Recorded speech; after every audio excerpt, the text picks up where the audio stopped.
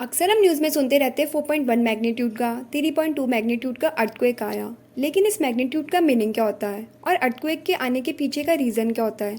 चलिए जानते हैं। हमारी अर्थ पर कॉन्टिनेंट्स एंड ओशियंस अलग अलग माइनर मेजर प्लेट से बने हुए हैं और इन प्लेट्स का कंटिन्यूसली मूवमेंट हो रहा है। कुछ प्लेट्स एक दूसरे के पास आकर कन्वर्ज हो रहे हैं, कुछ प्लेट एक दूसरे से दूर जाकर डाइवर्ज हो रहे हैं, कुछ प्लेट एक दूसरे से डिफरेंट पैरेलल मूव करके ट्रांसफॉर्म हो रहे हैं। इन सब एक्टिविटीज़ से एंड वॉल्केनिक इरप्शन होने से अर्थ के अंदर एक एनर्जी जनरेट होती है और ये एनर्जी जब अर्थ के सरफेस के ऊपर आ जाती है तो उस फिनोमेना को ही अर्थक्वेक बोलते हैं।